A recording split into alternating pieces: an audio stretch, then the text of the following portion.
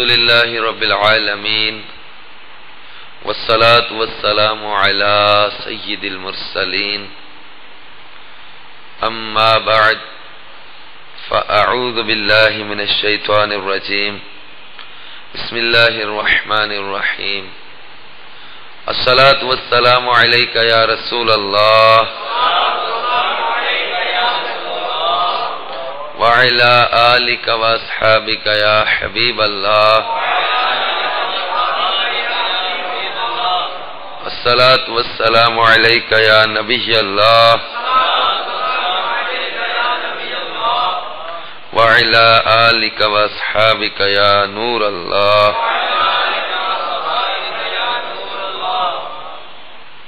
سرکار مدینہ راحت قلب و سینہ صاحب معطر پسینہ باعث نزول سکینہ فیض گنجینہ قرار قلب و سینہ صلی اللہ تعالی علیہ وآلہ وسلم کا فرمان باقرینہ ہے۔ اس حدیث پاک کو شیخ طریقت امیر اہل سنت بانی دعوت اسلامی حضرت علامہ مولانا محمد الیاس عطار قادری رضوی دامت برکاتہم العالیہ نے اپنے رسالے کفن چوروں کے انکشافات کے آغاز میں کنز العمال کی پہلی جلد کے حوالے سے نقل کیا ہے۔ خاتم المرسلین رحمت للعالمین شفیع المذنبین انیس الغریبین سراج السالکین محبوب رب العالمین جناب صادق و امین صلی اللہ تعالی علیہ وآلہ وسلم کا فرمان دل نشین ہے۔ جب جمعرات کا دن آتا ہے اللہ تعالی فرشتوں کو بھیجتا ہے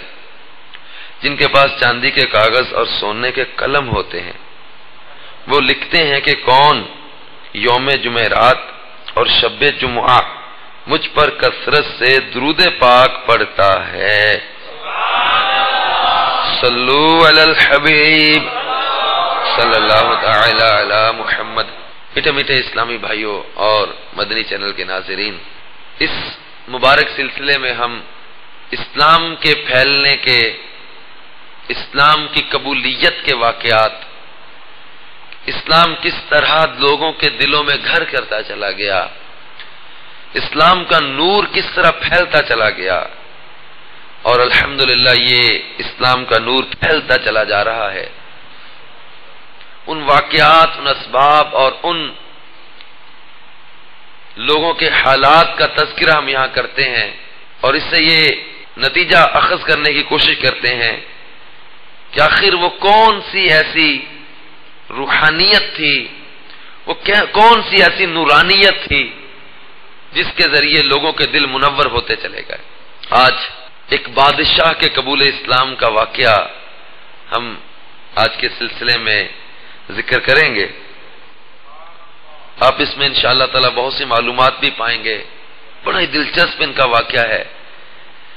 اور حضرت سیدہ ام سلمہ رضی اللہ تعالی عنہا جو ام المؤمنین بھی ہیں، ان کی ایک روایت ہے، اس روایت میں یہ واقعہ بیان ہوا ہے کہ جب مسلمان مکہ المکرمہ میں اذیتیں برداشت کر رہے تھے، اسلام کا ابتدائی دور اس کو کہا جاتا ہے، مکے کے غیر مسلم طرح طرح کی اذیتوں اور تکلیفوں کے ذریعے اسلام کو صفحہ ہستی سے مٹانا چاہتے تھے، مسلمانوں پر جو ہے وہ دائرہ حیات تنگ کر دیا گیا تھا، گلی کوچوں میں ان کو علل اعلان مارا جاتا تھا، کسی کو تپتی ریت پہ لٹا کے سینے پہ وزنی پتھر رکھا جا رہا ہے، کسی کو جلتے انگاروں پہ لٹا لٹا کر اسلام سے دور کرنے کی کوشش کی جا رہی ہے۔ تو یوں طرح طرح کی تکالیف مسلمانوں کو دی جا رہی تھی۔ بالآخر ان کی تکالیف سے بالآخر مکے کے غیر مسلموں کے ظلم اور جبر سے تنگ آ کر اپنا وطن، اپنا گھر بار چھوڑنا، اس پر مجبور ہو گئے مسلمان، اور بہت سے مسلمان حبشہ کی طرف ہجرت کر گئے۔ حضرت ام سلمہ رضی اللہ تعالی عنہا، جن کو بعد میں ام المومنین بننے کا شرف ملا تھا، ان کا بیان ہے کہ جب ہم لوگ حبشہ پہنچے اور شاہ حبشہ نجاشی بادشاہ جو تھا اس نے ہمیں اپنی پناہ میں رہائش کی اجازت دے دی، تو ہمیں یہاں اپنے دین کے بارے میں مکمل امن نصیب ہو گیا۔ ہم جس طرح چاہتے اللہ تعالیٰ کی عبادت کرتے، کوئی شخص ہمیں اذیت نہ پہنچاتا اور نہ گفتگو سے ہماری دل آزاری کی جاتی۔ قریش کو جب ہمارے ان خوشکن حالات کا علم ہوا تو انہوں نے تمام رؤساء کو بلا کر اپنے لوگوں کو جمع کیا اور ہمارے بارے میں مشورہ کیا، اور یہ طے پایا کہ اہل مکہ میں سے 2 ایسے آدمیوں کا انتخاب کیا جائے جو بڑے زیرک، دانا، معاملہ فہم اور سیاسی امور میں مہارت رکھتے ہوں، انہیں بطور سفیر نجاشی کے پاس بھیجا جائے اور ان کے ہمراہ چمڑے کی قیمتی اور نفیس مصنوعات بطور تحفہ بھیجی جائیں۔ تو یہ لوگ بہت سے تحفے تحائف لے کر شاہ حبشہ کے پاس پہنچے، اور پہلے جا کر انہوں نے وہاں کے مذہبی علماء اور جو امراء تھے ان سے رابطہ قائم کیا، انہیں بطور نذرانے تحفے وغیرہ دیے،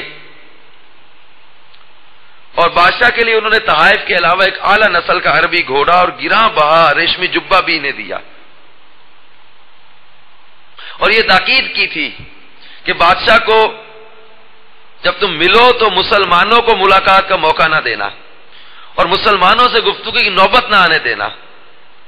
تم کوشش کرنا کہ مسلمانوں کی کوئی بات سنے بغیر ہی بادشاہ مسلمانوں کو اپنے وطن سے نکال دے۔ تو میں سلمہ رضی اللہ تعالیٰ عنہ فرماتی ہیں کہ یہ لوگ آئے، وہاں کے مذہبی پیشواؤں سے ملاقاتوں کا سلسلہ شروع کیا اور بڑے تحائف دیے اور لوگوں کو بتایا کہ ہمارے شہر مکہ کے کچھ لوگ جو ہیں وہ آپ کے ملک میں آ کر رہائش پذیر ہو گئے۔ تو اس طرح کر کے لوگوں کو بھڑکا کے انہوں نے ہمارے خلاف کر لیا، اور انہی مذہبی پیشواؤں کو انہوں نے تحفے وغیرہ دے کر اپنے ساتھ ملا لیا اور ان کو کہا کہ تم ہمارا بادشاہ کے دربار میں ساتھ دینا۔ پھر جا کر انہوں نے وہاں پر اس کو سجدہ کیا، بڑے ادب و احترام سے اس کی خدمت میں تحفے پیش کیے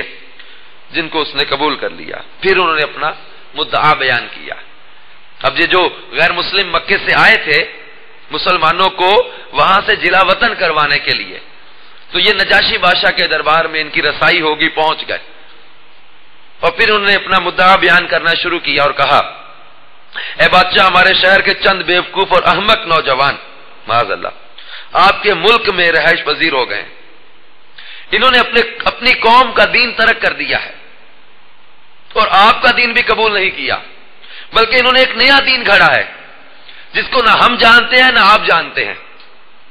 ہمیں ہماری قوم کے سرداروں نے جو ان لوگوں کے باپ، چچا اور قریبی رشتہ دار ہیں انہوں نے آپ کی خدمت میں بھیجا ہے کہ آپ انہیں مکہ واپس جانے کا حکم دیں۔ ان کی قوم کے لوگ ان کے حالات سے اچھی طرح باخبر ہیں اور ان کی معیوب اور نازیبہ حرکتوں سے آگاہ ہیں۔ انہیں نازیبہ حرکتوں کی وجہ سے انہوں نے ان کو سرزنش کی اور یہ بھاگ کر یہاں چلے آئے۔ حضرت ام سلمہ فرماتی ہیں کہ ان دونوں کی جو مکے سے یہ لوگ آئے تھے ان کی پوری کوشش تھی کہ نجاشی مسلمانوں سے گفتگو نہ کرے۔ اب جب یہ گفتگو سے فارغ ہوئے تو بادشاہ کے جو درباری تھے، مذہبی پیشوا تھے، انہوں نے بھی ان کی تائید کی اور کہا کہ یہ جو لوگ مسلمان آئے ہیں انہیں یہاں سے نکال دو، مکے واپس بھیج دو۔ پھر میٹھے میٹھے اسلامی بھائیوں اور مدنی چینل کے ناظرین، نجاشی بادشاہ نے ان سے کہا کہ دوسرے بادشاہوں کو چھوڑ کر انہوں نے میرے پاس آنا گوارا کیا،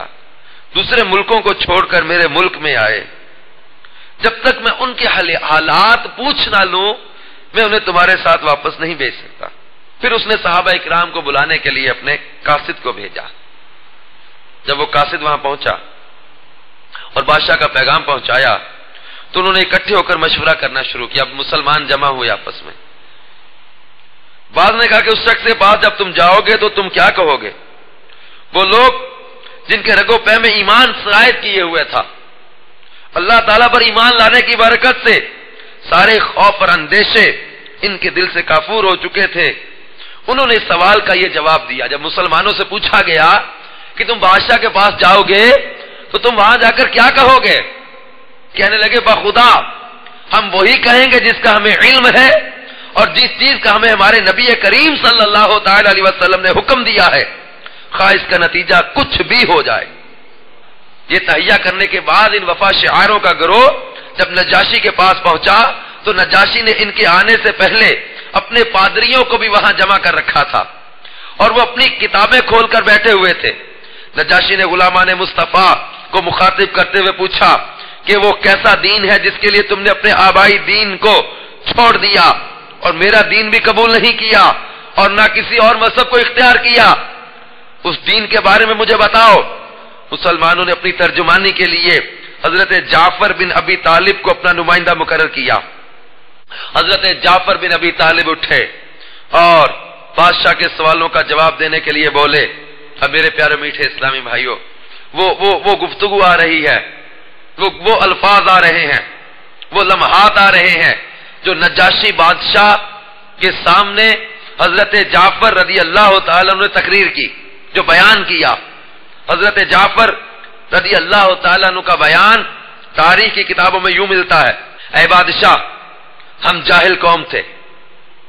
ہم جھوٹے معبودوں کی پوجا کرتے تھے، مردار کھایا کرتے تھے، بدکاریاں کیا کرتے تھے، اپنے رشتہ داروں کے ساتھ، اپنے پڑوسیوں کے ساتھ بے رحمی کا سلوک کرتے تھے، ہم میں سے طاقتور غریب کو کھا جاتا تھا۔ اللہ تعالیٰ نے ہماری طرف ہم میں سے ایسا رسول بھیجا جن کے نسب کو بھی ہم جانتے ہیں، جن کی صداقت، امانت اور عفت سے بھی ہم اچھی طرح آگاہ ہیں۔ انہوں نے ہمیں اللہ تعالیٰ پر ایمان لانے کی دعوت دی کہ ہم اس کو وحدہ لا شریک مانیں اور اللہ ہی کی عبادت کریں۔ اس نبی نے ہمیں حکم دیا کہ ہم سچ بولیں، امانت میں خیانت نہ کریں، رشتہ داروں سے اچھا سلوک کریں، ہمسایوں کے ساتھ عمدگی سے پیش آئیں، برے کاموں اور خون ریزیوں سے باز رہیں۔ اس نے یعنی اس پیغمبر نے ہمیں فسق و فجور، جھوٹ بولنے، یتیموں کا مال کھانے، پاک دامن عورتوں پر جھوٹی تہمت لگانے سے منع کیا اور ہمیں حکم دیا کہ ہم صرف اللہ عز و جل کی عبادت کریں، کسی چیز کو اس کا شریک نہ بنائیں۔ نیز انہوں نے ہمیں حکم دیا کہ ہم نماز پڑھیں، زکوٰۃ دیں اور روزے رکھیں۔ حضرت ام سلمہ رضی اللہ تعالیٰ عنہ فرماتی ہیں کہ حضرت جعفر نے اسلام کی تعلیمات کو بڑی تفصیل سے گن گن کر پیش کیا، پھر فرمایا چنانچہ ہم نے اس رسول مکرم کی تصدیق کی، ہم ان پر ایمان لائے اور اللہ کے جو حکم وہ لے کر ہمارے پاس آئے تھے ہم نے ان کی پیروی کی۔ ہم صرف اللہ وحدہ لا شریک کی عبادت کرتے ہیں اور اس کے ساتھ کسی کو شریک نہیں ٹھہراتے۔ جن چیزوں کو اس نے ہمارے لیے حرام کیا ہم ان کو حرام سمجھتے ہیں اور جن کو ہمارے لیے حلال کیا ان کو ہم حلال سمجھتے ہیں۔ ہمارا یہ جرم، اب بتایا کہ یہ باتیں ہیں جن کی وجہ سے ہماری قوم نے ہم پر زیادتیاں کی، ہمیں طرح طرح کی اذیتیں پہنچائیں، ہمیں ہمارے دین سے روگرداں کرنے کے لیے فتنوں میں مبتلا کیا۔ ان کا مقصد یہ ہے کہ ہم ایک اللہ کی عبادت چھوڑ کر پھر جھوٹے معبودوں کی پوجا کریں۔ ان کا مقصد یہ ہے کہ ہم ناپاک چیزوں کو پہلے حلال سمجھتے تھے، ان کو پھر حلال سمجھنے لگ جائیں۔ جب ان کا مقصد یہ ہے کہ ہم رشتہ داریاں کاٹیں، ان کا مقصد یہ ہے کہ ہم پھر حرام کاریاں کریں، ان کا مقصد یہ ہے کہ پھر ہم رشتہ داروں سے قطع تعلق کریں، ان کا مقصد یہ ہے کہ ہم پھر جو ہے یتیموں کا مال کھانے لگ جائیں، ان کا مقصد یہ ہے کہ ہم جھوٹ بولنے لگ جائیں، ان کا مقصد یہ ہے کہ ہم جو برے کام چھوڑ چکے وہ برے کام کرنے لگ جائیں۔ اور جب انہوں نے جبر و قہر، ظلم و ستم کی انتہا کر دی، ہم پر جینا حرام کر دیا، ہمیں اپنے دین کی تعلیمات پر عمل کرنے سے باز رکھا، تو اے بادشاہ ہم اپنے ملک کو چھوڑ کر، اپنے وطن کو چھوڑ کر، اپنے گھر بار چھوڑ کر آپ کے ملک میں آ گئے۔ دوسرے بادشاہوں کو چھوڑ کر ہم نے آپ کو پسند کیا، آپ کی پناہ کو ترجیح دی، اور ہم یہ امید رکھتے ہیں کہ آپ ہم پر ظلم نہیں کرو گے، ہم یہ امید رکھتے ہیں کہ آپ ہمیں ان ظالموں کے ہاتھ نہیں دو گے۔ پھر نجاشی بادشاہ نے کہا کہ جو کتاب اللہ کی طرف سے آپ کے نبی پر نازل ہوئی ہے کیا اس کا کچھ حصہ تمہیں یاد ہے؟ تو حضرت جعفر رضی اللہ تعالیٰ نے کہا ہاں مجھے یاد ہے، نجاشی نے کہا مجھے پڑھ کر سناؤ۔ میٹھے میٹھے اسلامی بھائیوں اور مدنی چینل کے ناظرین، نجاشی کے دربار میں حضرت جعفر نے سورہ مریم کی ابتدائی آیات کی تلاوت کی۔ وہ کیسا سہانا منظر ہوگا۔ نجاشی کا دربار ہے، اس کے امراء، مذہبی پیشوا اپنی عالی شان کرسیوں پر بیٹھے، مکے کے 2 سفیر بھی وہاں موجود۔ اس اجنبی ماحول میں حضرت جعفر رضی اللہ تعالیٰ عنہ قرآن پاک کی سورہ مریم کی تلاوت فرما رہے ہیں۔ اللہ تعالیٰ کی رحمت اور اس کے انوار کی کیسی رمجھم شروع ہوئی، آپ تلاوت کر رہے ہیں۔ حضرت جعفر رضی اللہ تعالیٰ تلاوت کرتے جاتے ہیں،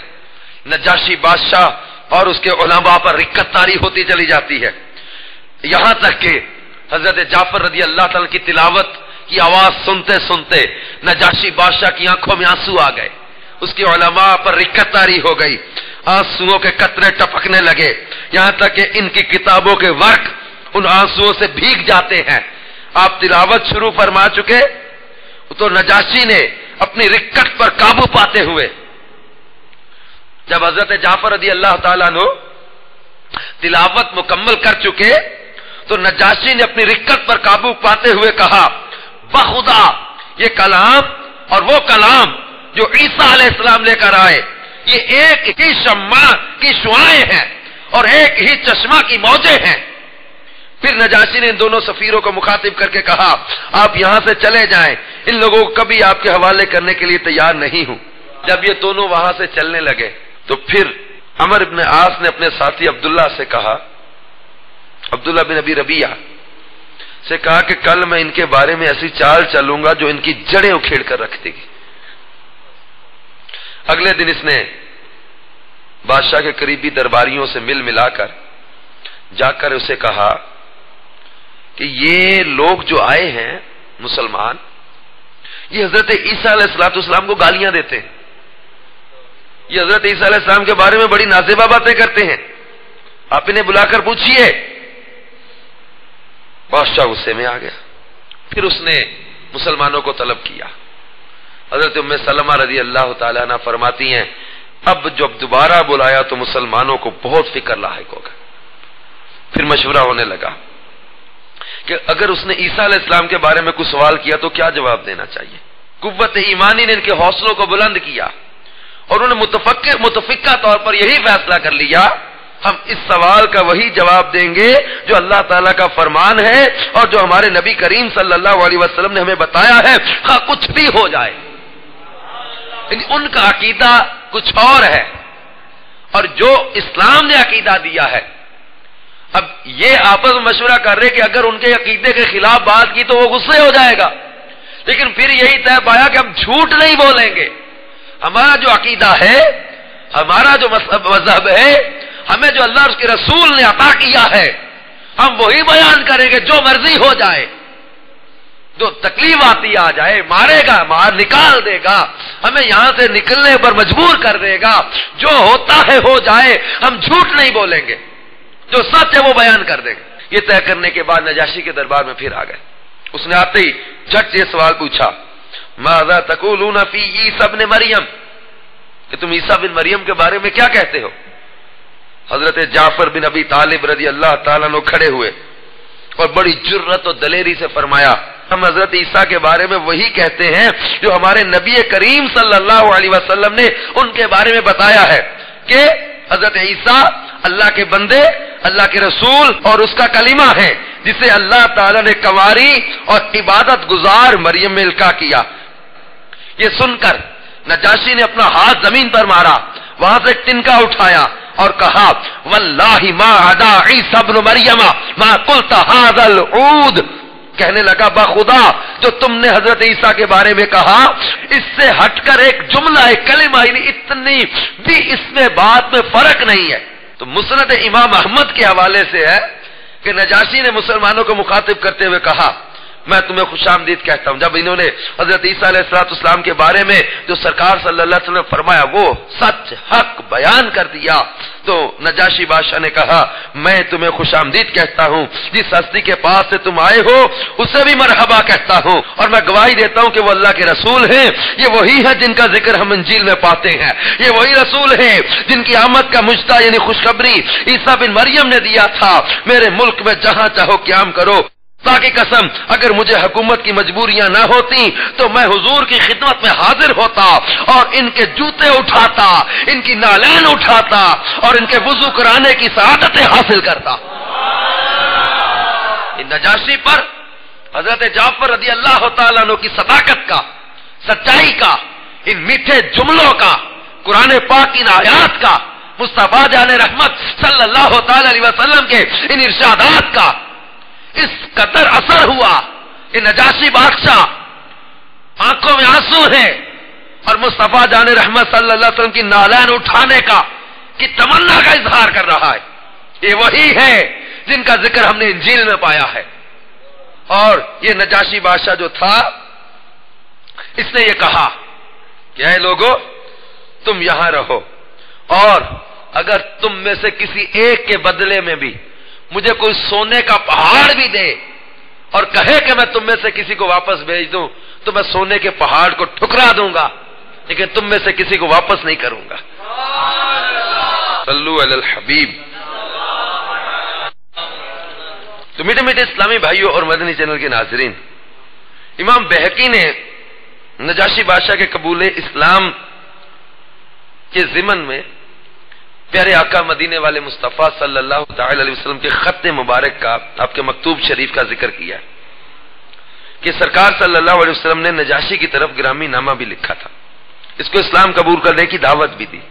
اور مسلمان مہاجرین سے اس نے سلوک کی، اسے تلقین بھی فرمائی۔ اور سرکار صلی اللہ علیہ وسلم نے جب مسلمان جو حبشہ کی طرف ہجرت کر کے گئے تھے تو سرکار صلی اللہ علیہ وسلم نے نجاشی بادشاہ کو خط بھی لکھا تھا۔ اس خط میں بھی اسی طرح کے الفاظ تھے۔ سرکار صلی اللہ علیہ وسلم نے لکھا، اس کا مفہوم تھا کہ بسم اللہ الرحمن الرحیم، محمد رسول اللہ صلی اللہ علیہ وسلم کی طرف سے نجاشی الاصحم کی طرف جو حبشہ کا بادشاہ ہے، تم پر سلامتی ہو، میں اللہ تعالیٰ کی تیرے سامنے تعریف کرتا ہوں، جو بادشاہ ہے، جو پاک ہے، جو امن دینے والا ہے، جو محافظ ہے۔ میں گواہی دیتا ہوں کہ عیسیٰ اس کا کلمہ ہے جو اس نے مریم میں القاء کیا، اور عبادت گزار، پاکیزہ، پاک دامن عصمت شعار تھیں، وہ عیسیٰ سے حاملہ ہوئی، اللہ تعالیٰ نے اپنی روح اور پھونک سے پیدا کیا، اور جس طرح آدم کو اپنے دستے قدرت اپنی پھونک سے پیدا کیا۔ میں تمہیں اللہ تعالیٰ کی طرف دعوت دیتا ہوں جو وحدہ لا شریک ہے، اور اس کی اطاعت کی طرف بلاتا ہوں، اور تمہیں دعوت دیتا ہوں کہ تم میری پیروی کر، اور جو مجھ پر نازل ہوا اس پر ایمان لے آ۔ بے شک میں اللہ کا رسول ہوں، میں نے تیری طرف اپنے چچا زاد بھائی جعفر کو بھیجا ہے، اور اس کے ساتھ چند مسلمان بھی ہیں، جب وہ تیرے پاس آئیں تو ان کی میزبانی کر، ان پر تشدد نہ کرنا۔ میں تجھے اور تیری فوجوں کو اللہ کی طرف دعوت دیتا ہوں، میں نے اپنا پیغام تجھے پہنچا دیا اور خیر خواہی کا حق ادا کر دیا، بس میری نصیحت کو قبول کر، اور جو شخص ہدایت کی پیروی کرے اس پر سلامتی ہو۔ اس گرامی نامہ کے ملنے سے، اس مکتوب کے ملنے سے نجاشی کا وقت بیدار ہو گیا، اس کا مقدر سنور گیا، اور اس نے اس دعوت کو قبول کیا اور اسلام قبول کیا، اور سرکار صلی اللہ علیہ وسلم کی بارگاہ میں ایک عریضہ بھی تحریر کیا۔ اب اس کا جو خط تھا تاریخی کتابوں میں وہ بھی ملتا ہے، نجاشی نے لکھا، یہ عریضہ محمد رسول اللہ صلی اللہ علیہ وسلم کی خدمت میں نجاشی اصحم بن ابجر کی طرف سے ہے۔ اے اللہ کے نبی، اللہ تعالیٰ کے آپ پر سلام ہو، اس کی رحمتیں اور برکتیں ہوں، کوئی عبادت کے لائق نہیں سوائے اس ذات کے جس نے مجھے اسلام کی طرف ہدایت دی۔ یا رسول اللہ، حضور کا گرامی نامہ مجھے مل گیا ہے، اور اس میں عیسیٰ علیہ السلام کے بارے میں آپ نے جو کچھ لکھا ہے، آسمانوں اور زمین کے رب کی قسم، عیسیٰ علیہ السلام اس سے زائد نہیں ہے۔ جو حضور نے ہماری طرف بھیجا، ہم نے اس کو پہچانا، ہم نے آپ کے چچا کے بیٹے اور آپ اس کے ہمراہیوں کی میزبانی کی، پس میں گواہی دیتا ہوں کہ آپ اللہ کے سچے رسول ہیں جن کی تصدیق کی گئی ہے۔ میں نے حضور کی بیعت کی ہے اور حضور کے چچا زاد بھائی کی بیعت کی ہے۔ میں نے اللہ رب العالمین کے لیے اس کے ہاتھ پر اسلام قبول کیا ہے. میں حضور کی خدمت میں اپنا بیٹا باریحا ابن اسہم بن ابجر بھیج رہا ہوں. میں اپنے نفس کے سوا کسی چیز کا مالک نہیں. یا رسول اللہ صلی اللہ علیہ وسلم، آپ حکم فرمائیں تو میں حاضر خدمت ہو جاؤں. پس میں گواہی دیتا ہوں کہ آپ کا ہر فرمان حق ہے. میٹھے میٹھے اسلامی بھائیوں اور مدنی چینل کے ناظرین، اب آپ اندازہ کیجئے کہ پیارے آقا مدینے والے مصطفیٰ صلی اللہ تعالی علیہ وسلم کہ اس مکتوب نے، حضرت جعفر رضی اللہ تعالیٰ عنہ کی صداقت نے، اسلام کی حقانیت نے، اسلام کی نورانیت نے کس طرح ایک بادشاہ کے دل میں گھر کیا. نجاشی بادشاہ جو تھا اس پر کوئی جبر نہیں تھا. اس کے واقعے میں یہ حقیقت واضح ہو رہی ہے. نجاشی بادشاہ کے قبول اسلام کا واقعہ پکار کر اعلان کر رہا ہے کہ اسلام تلوار سے نہیں پھیلا، بلکہ تلوار سے تو اسلام کو ختم کرنے کی کوششیں کی گئی ہیں. اسلام زبردستی قبول نہیں کروایا گیا، اسلام سے زبردستی منحرف کرنے کی کوشش تو کی گئی ہے. نجاشی بادشاہ پر کوئی جبر نہ تھا، نجاشی بادشاہ پر کوئی خوف نہ تھا. نجاشی بادشاہ جو اس کے دربار میں مسلمان اس وقت مظلوم تھے، لیکن نجاشی کے سامنے جب حضرت جعفر نے قرآن پاک کی آیات تلاوت کی، جب حق اور سچ کا اعلان کیا، جب پیارے آقا صلی اللہ تعالی علیہ وسلم کے ارشادات مبارکہ اس کے سامنے کھول کر رکھے گئے، تو اسلام کا نور تھا، اسلام کی صداقت تھی، یہ اسلام کی حقانیت تھی، یہ اسلام کا حسن تھا جو نجاشی بادشاہ کے دل میں گھر کرتا چلا گیا. اور وہ جس کو تحفے تحائف دے کر، جس کے سامنے جو ہے وہ لوگوں نے مسلمانوں کے خلاف باتیں کر کے اس کو بھڑکایا، مسلمانوں کے خلاف کرنے کی کوشش کی، لیکن وہی نجاشی بادشاہ اشکبار آنکھوں کے ساتھ حضرت جعفر کے ہاتھ پہ اسلام قبول کر رہا ہے. میٹھے میٹھے اسلامی بھائیوں اور مدنی چینل کے ناظرین، اب یہ جو مسلمان تھے، یہ ابتدائی دور میں ایمان لانے والے مسلمان ظلم و ستم انہوں نے سہے، تکلیفیں برداشت کی، اور یہ ان کا بہت سارے لوگوں کا مکہ سے حبشہ تک ہجرت کرنا یہ ثابت کرتا ہے کہ انہوں نے اسلام کی صداقت کو ایسا جانا اور مانا کہ تحفظ ایمان کی خاطر اپنے وطن کو چھوڑا. اسلام کی حقانیت ان کے دل میں کیسی بیٹھی تھی جو ہجرت کر گئے، وطن چھوڑا، گھر چھوڑا، گھر بار چھوڑ کر جو ہے وہ حبشہ چلے گئے. اور یہ چیز واضح کر رہی ہے کہ ان پر اسلام قبول کرنے کی وجہ سے ظلم کیے جا رہے تھے. وہ پتہ چلا اگر اسلام تلوار سے پھیلا ہوتا تو اسلام قبول کرنے والے بہت سارے لوگ ہجرت کر کے مکے سے حبشہ نہ جاتے. اسلام نے تلوار نہیں اٹھائی تھی، بلکہ اسلام پر تلوار اٹھائی گئی. اسلام کو تلوار سے نہیں پھیلایا جا رہا تھا، بلکہ اسلام کو تلوار سے مٹانے کی کوشش کی جا رہی تھی. اور یہی وجہ تھی کہ نجاشی کے دربار میں حق کا اعلان کیا، حضرت جعفر نے صداقت کا بیان کیا، اور ان کی صداقت نے وہاں پر ایسا کام کیا کہ الحمدللہ نجاشی بادشاہ مسلمان ہو گیا. اور یہی وہ نجاشی بادشاہ ہے کہ جس کا جنازہ پیارے آقا صلی اللہ تعالی وسلم کے سامنے پیش کر دیا گیا تھا. جب اس کا انتقال ہوا تھا تو اس کا جنازہ سرکار صلی اللہ علیہ وسلم کے سامنے پیش کر دیا گیا تھا، اور سرکار صلی اللہ تعالی علیہ وسلم نے صحابہ اکرام سمیت اس کی نماز جنازہ ادا کی، اس کے لیے دعائے مغفرت فرمائی تھی. صلو علی الحبیب صلی اللہ تعالی علی محمد وعلی آلہ وصحبہ. تو میٹھے میٹھے اسلام بھائیوں اور مدنی چینل کے ناظرین، نجاشی بادشاہ کے قبول اسلام کے اس واقعہ میں ہمارے سامنے چند چیزیں جو آئیں، ان میں ایک اہم چیز جو آئی حضرت جعفر رضی اللہ تعالیٰ اور مسلمانوں کا آپس میں جو مشورہ ہوا تھا،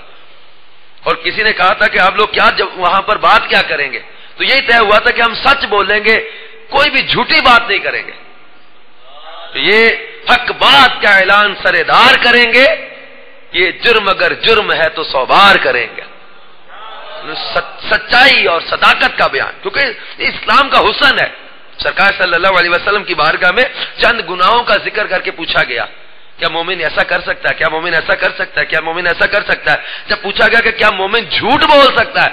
فرمایا مومن جھوٹ نہیں بولتا، مومن جھوٹ نہیں بولتا. اللہ تعالیٰ کا قرآن پاک میں فرمان ہے لعنت اللہ علی الکاذبین جھوٹے پر اللہ کی لعنت. یہ سورۃ المومن میں فرمائے بے شک اللہ تعالیٰ کسی حد سے بڑھنے والے جھوٹ بولنے والے کو ہدایت نہیں دیتا. صحیح مسلم میں حدیث پاک حضرت عبداللہ بن مسعود سے مروی ہے، سرکار مدینہ صلی اللہ علیہ وسلم نے فرمایا بے شک سچ نیکی کی طرف بلاتا ہے اور بے شک نیکی جنت کا راستہ دکھاتی ہے، اور انسان ہمیشہ سچ بولتا رہتا ہے اور اس کے لیے کوشش کرتا ہے حتیٰ کہ اللہ تعالیٰ کے ہاں سچا لکھ دیا جاتا ہے. اور بے شک جھوٹ گناہ کی طرف لے جاتا ہے اور گناہ جہنم کی طرف لے جاتا ہے، اور بے شک انسان مسلسل جھوٹ بولتا اور اس کے لیے کوشش کرتا ہے حتیٰ کہ اللہ تعالیٰ کے ہاں اسے جھوٹا لکھ دیا جاتا ہے. تو میٹھے میٹھے اسلامی بھائیوں، پتہ چلا کہ اسلام کا حسن سچائی ہے، صداقت ہے. مسلمان جھوٹ سے بچتا ہے، اور بچنے کے لیے سرکار صلی اللہ علیہ وسلم نے کتنی پیاری بات ارشاد فرما دی، اور احادیث مبارکہ میں سچائی کے فضائل بیان کیے گئے، جھوٹ کے جو ہے وہ جھوٹ کی تباہ کاریاں بیان کی گئی ہیں، اس کے عذاب بیان کیے گئے ہیں. کہ فرمایا گیا کہ سب سے بڑا جھوٹ یہ ہے کہ جو کوئی شخص اپنی آنکھوں کو وہ چیز دکھائے جو اس نے نہیں دیکھی. بلکہ ایک حدیث پاک میں فرمایا انسان مسلسل جھوٹ بولتا ہے اور جھوٹ کی کوشش کرتا ہے حتیٰ کہ اس کے دل میں سیاہ نقطہ ڈال دیا جاتا ہے، پھر اس کا دل سیاہ ہو جاتا ہے اور وہ اللہ تعالیٰ کے ہاں جھوٹے لوگوں میں لکھ دیا جاتا ہے. تو مسلمان کو چاہیے کہ جھوٹ سے بچے اور سچائی کو اس کی جو ہے وہ عادت ڈالے. میٹھے میٹھے اسلامی بھائیوں اور مدنی چینل کے ناظرین، آج بھی اگر ہم پیارے آقا صلی اللہ علیہ وسلم کی سنتوں کو اپنا لیں، اسلام کی تعلیمات کو پورا اپنا لیں، تو آج بھی انشاءاللہ تبارک و تعالی مسلمانوں کی گفتگو کی برکت سے، ان کی زیارت کی برکت سے، ان کی صحبت کی برکت سے غیر مسلم مسلمان ہوتے ہیں اور ہو رہے ہیں. جیسا کہ دعوت اسلامی کی مرکزی مجلس شورا کے نگران یہ ساؤتھ افریقہ جب قافلے کے ساتھ پہنچے تھے تو وہاں فیضان مدینہ بنانے کے لیے جگہ دیکھنے کے لیے ایک جگہ کا انتخاب کیا گیا. اس جگہ کا مالک جو تھا وہ غیر مسلم تھا، اور وہ غیر مسلم ان کے با امامت جو ہے وہ بارش چمکدار اور نور بار چہرے کو ان کو دیکھ کر اور اللہ کی کفر خیف صداؤں میں ایسا مس ہوا کہ بے قرار ہو کر آگے بڑھا اور نگران شورا سے کہنے لگا کہ مجھے مسلمان کر لیجئے. اسی وقت اس نے اسلام قبول کیا. اور میٹھے میٹھے اسلامی بھائی اور مدنی چینل کے ناظرین، آپ اندازہ کیجئے کہ اسلام کی صداقت، اسلام کی حقانیت کی دلیل اس سے بڑھ کر اور کیا ہوگی کہ ان کے حقیقی مسلمانوں والے چہرے دیکھ کر، ان کی سنتوں برے حلیوں کو دیکھ کر جو ہے وہ غیر مسلم کلمہ پڑھ کر مسلمان ہو رہے ہیں. آئیے آپ بھی دعوت اسلامی کے مدنی ماحول سے وابستہ ہو جائیے، نیکی کی دعوت کو عام کیجئے، سنتوں کی خدمت میں شامل ہو جائیے اور دعوت اسلامی کے مدنی ماحول سے وابستہ ہو کر سنتوں کی خدمت میں لگ جائیے. اللہ تعالیٰ سے دعا ہے اللہ تعالیٰ ہم سب کو اس مدنی ماحول میں استقامت و اخلاص عطا فرمائے. آمین بجاہ النبی الامین صلی اللہ تعالی علیہ وآلہ وسلم.